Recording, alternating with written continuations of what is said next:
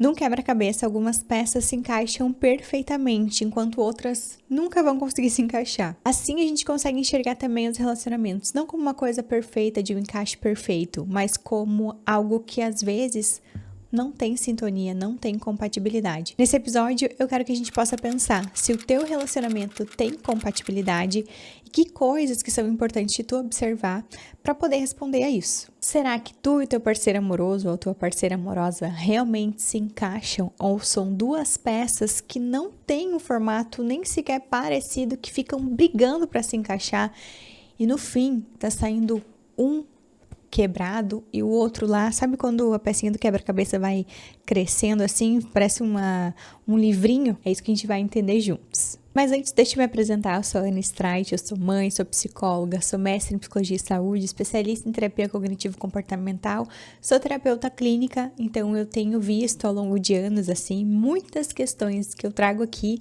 no consultório, e esse é um espaço para a gente poder cortar caminho dentro do que é possível e dentro do que dá, das coisas que a gente pode aprender através da psicologia. Nesse episódio a gente vai falar então sobre compatibilidade. Compatibilidade não é só algumas coisas em comum, algumas sintonias e afinidades. Compatibilidade é muito mais do que isso.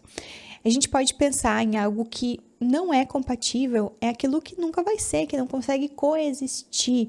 É como uma pessoa com valores totalmente diferentes aos teus. A pessoa, por exemplo, é racista, é preconceituosa, fica fazendo piada de pessoas pobres ou, sei lá, fica discriminando a pessoa, trata mal o garçom. É uma forma de viver que não coexiste, que não consegue habitar com pessoas que não tenham esses valores em comum. Então, ambos os lados sofrem quando não tem compatibilidade. E às vezes ficar forçando a barra é viver um relacionamento que ele pode ser, inclusive, duradouro, mas ele é um relacionamento com muito conflito, com muita briga, com muito desencontro. E aí a gente precisa se perguntar se vale a pena mesmo. Então, o primeiro sinal de que o teu relacionamento tem compatibilidade é se tu enxerga alguns valores incomuns, se vocês compartilham valores. Os nossos valores, eles dificilmente vão mudar. Eles não vão mudar radicalmente, né? Eles podem sofrer alguma mudança ou outra, às vezes a gente está mais conectada com eles ou menos, mas os valores, eles são estáveis, eles fazem parte de quem a gente é. Muitos deles têm relação com a nossa história, com a nossa família, com aspirações, com coisas mais elevadas e maiores. Então, por exemplo, se um valor para ti importante é a honestidade e o teu parceiro é alguém que fica mentindo, que sonega, que rouba, que pede dinheiro emprestado para algum amigo e nunca paga, e que mente, vai ser muito difícil lidar com isso. Vai ser muito sofrido. Vocês não vão conseguir conversar, não vão conseguir se entender. É como se os dois ficassem vivendo quase que vidas paralelas ali. E quando a gente fala em valores, a gente está falando dos nossos limites também. Por isso que saber o que é um limite para nós, até onde a gente pode ir, o que é tolerável, o que é não tolerável, é tão importante para a gente ter uma vida com saúde mental, com respeito, com dignidade. Por isso que eu defendo tanto que a gente aprenda a estabelecer limites de uma forma tranquila, natural, que nem sempre vai ser assim gostosa de estabelecer. Às vezes a gente vai sim passar por alguma situação desconfortável, mas os limites é como se assim a gente não conseguisse não fazer. A gente precisa colocar aqueles limites, a gente não se subjuga diante dos nossos limites. Então, com relação a isso, né, a tua honestidade, aos teus valores, é fundamental estabelecer os teus limites. Eu até tenho 2 cursos, se alguém quiser saber mais, né, eles estão na descrição aqui no meu site. Um é específico sobre limites, então a gente só trata isso. E o outro se chama Palavras que Conectam, que a gente trata questões mais amplas de comunicação assertiva, de conexão, de relacionamento e também de assertividade e limites, mas de uma forma não tão aprofundada quanto no curso de limites, porque quando a gente fala dos nossos valores, eles são inegociáveis, assim como os nossos limites. Um segundo ponto, se o teu relacionamento tem compatibilidade ou não, são crenças compatíveis. E aqui vai entrar uma questão importante de que a gente vê em alguns casais que a gente conhece, algumas pessoas, que é quando a pessoa tem uma mudança muito grande na sua forma de enxergar o mundo, nas suas crenças, quando ela tem uma questão assim de...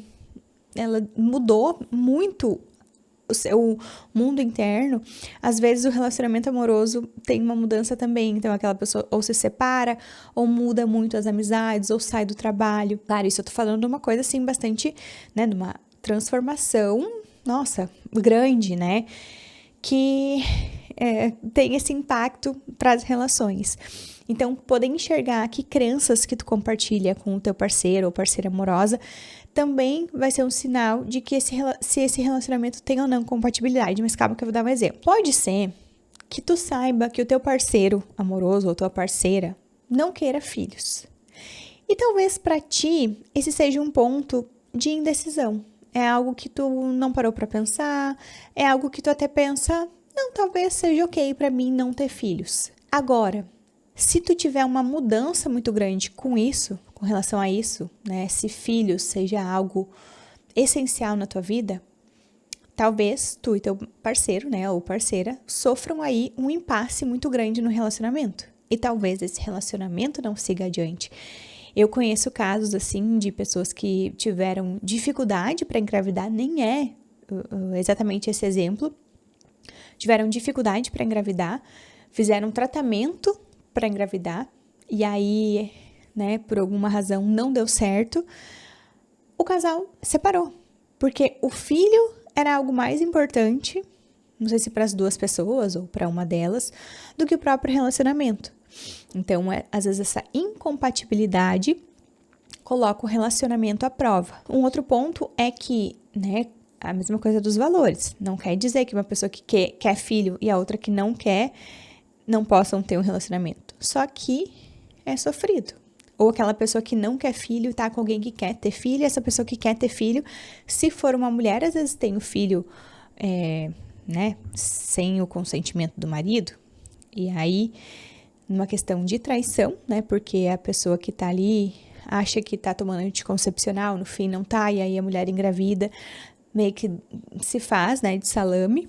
É uma incompatibilidade mesmo tendo filho, mesmo mantendo aquele relacionamento. Por quê? Porque às vezes o cara não é um bom pai.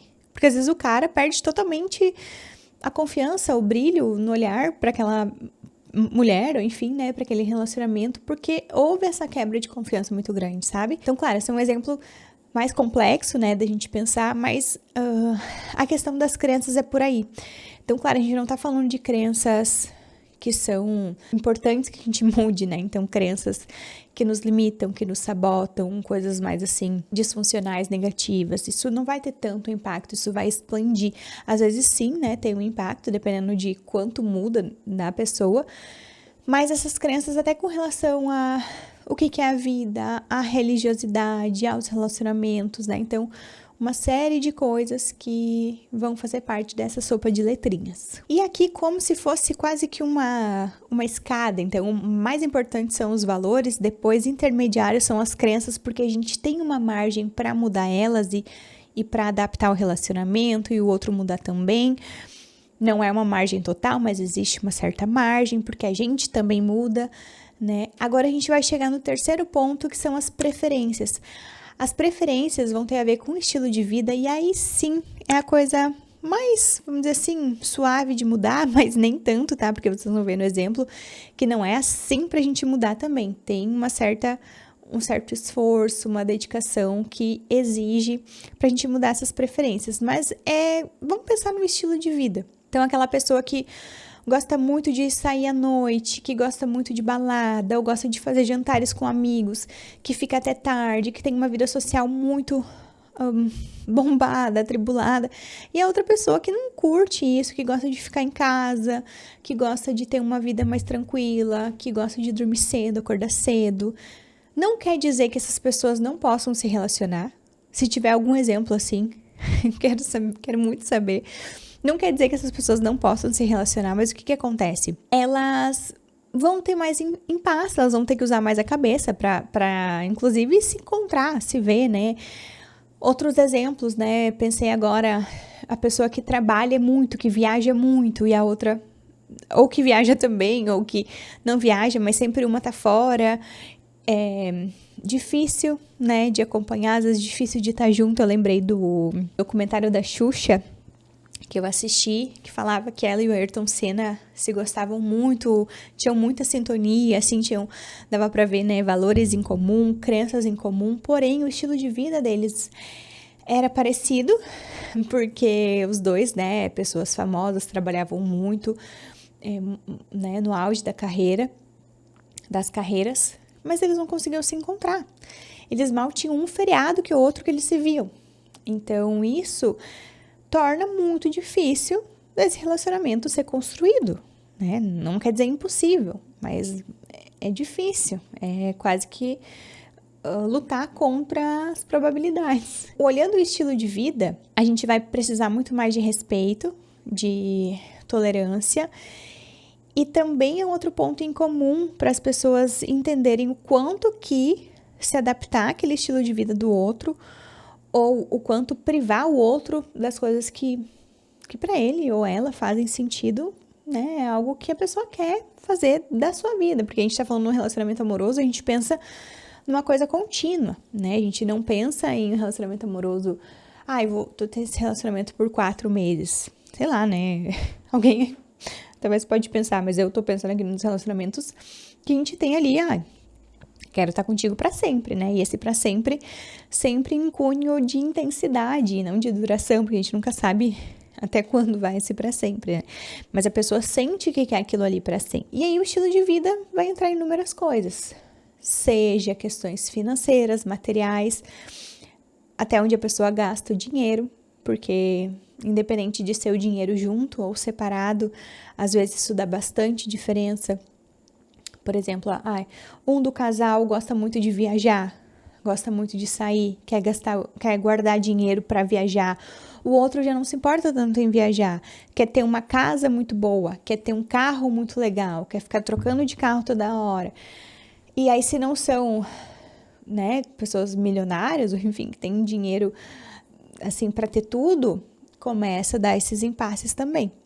Às vezes não é falta de compatibilidade, às vezes é falta de grana. Tô brincando.